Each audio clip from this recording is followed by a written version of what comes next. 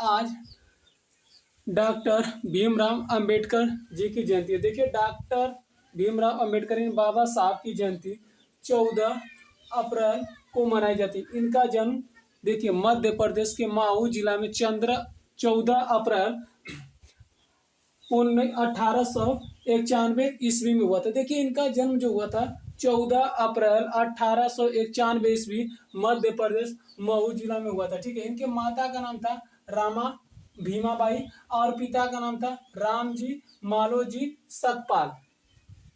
पत्नी का नाम था रामाबाई, पुत्र का नाम था रमेश अंबेडकर, पुत्री का नाम था इंदु। देखिए डॉक्टर साहब भीमराव अंबेडकर जी को भारत रत्न दिया गया। देखिए मरणों उपरांत मिला और मिला कब 1990 ईस्वी में। भारत के देखिए प्रथम कानून मंत्री भी रह चुके थे जब भारत आजाद हुआ 1947 में। तो 1947 से 56 तक रहे। यह भारत के क्या रहे कानून मंत्री कितने समय तक 9 सालों तक रहे। फिर यह भारत के श्रम मंत्री बने थे। श्रम मंत्री कब रहे 1942 से 1946 ईस्वी तक रहे थे। इसके बाद यह भारत के राज्यसभा के सदस्य बने 1952 से 1956 तक।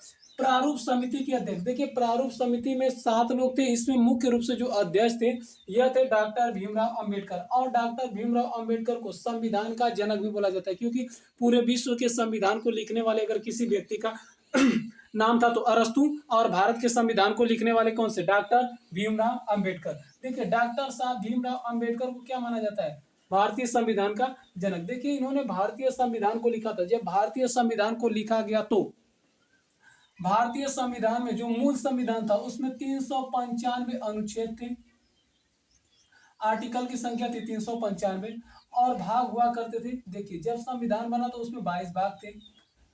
अनुसूचियां थी, अनुसूची की संख्या थी 8।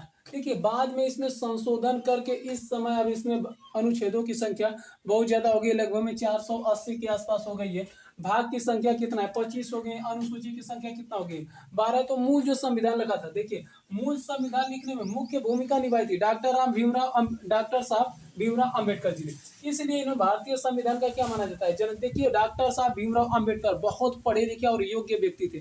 हमें डॉक्टर साहब भीमराव अंबेडकर बारे में किसी भी प्रकार का प्रश्न उठाने का कोई सवाल ही नहीं बनता है कि हम लोग कर सकते हैं। देखिए डॉक्टर साहब भीमराव अंबेडकर के साथ लोगों ने बहुत अन्याय किया। इतना अन्याय होने के बावजूद, इतने पिछड़े हुए व्यक्ति होने के बावजूद भी उन्होंने इतनी डिग्रियां ली थी, और जितना डिग्री लिए हैं कि शायद इनके बारे में हम लोग कभी सोच भी नहीं सकते हैं। और कब की बात है आप समझ सकते हो, उनकी मृत्यु भी हो गई थी 1956 में। हमारे यहाँ तो लोग उस समय 10 तक क्या 8 तक 9 तक कोई पढ़ना भी नहीं जानता था, नहीं स्कूल जाता था। इन्होंने इतनी डिग्री ली थी और अपने देश में नहीं दूसरे देशों में जाके।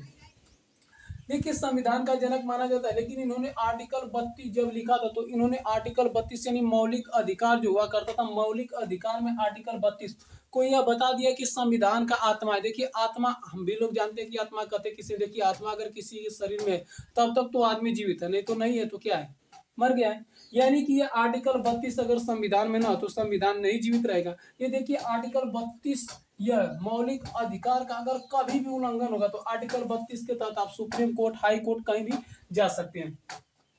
देखिए प्रारूप समिति के अध्यक्ष भी कौन हुआ करते थे भीमराव अंबेडकर प्रारूप समिति के। और भारतीय संविधान का जनक डॉक्टर भीमराव अंबेडकर को ही बोला जाता है। विश्व के संविधान का जनक अगर बोला जाए तो उसमें अरस्तु का नाम आता है।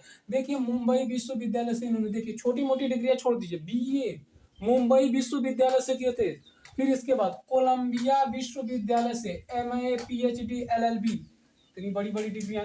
लंदन स्कूल ऑफ इकोनॉमिक्स से एमएससी और डीसीए, और इसके बाद ग्रेड इन बैरिस्टर एलटीएल की परीक्षा दी थी। इनकी मृत्यु कब हुई थी 6 दिसंबर 1956 में।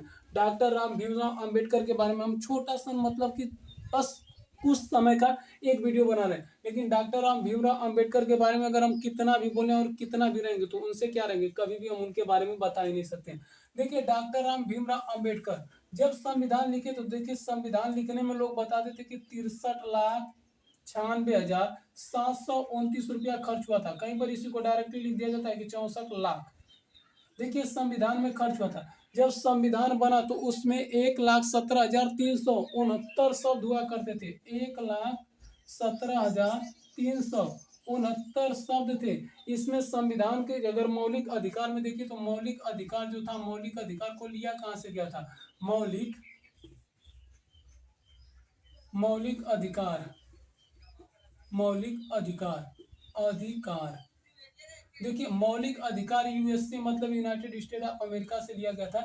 यह आर्टिकल 12 से लेकर 35 तक था। इसमें ही देखिए भारतीय संविधान की आत्मा को कहा जाता है। ये मौलिक अधिकार यह बताए थे डॉक्टर अम्बेडकर साहब ने कि यह प्रत्येक व्यक्ति को उसका जन्मसिद्ध अधिकार है, यानी ये संविधान में दे दिया गया है। इसके खिलाफ कोई मतलब कि सुप्रीम कोर्ट अगर कोई भी इसके खिलाफ अगर कोई भी किसी प्रकार की दिक्कत होता है तो सुप्रीम कोर्ट, हाई कोर्ट जा सकते हैं। अगर वीडियो पसंद आया हो तो चैनल को शेयर और सब्सक्राइब करें।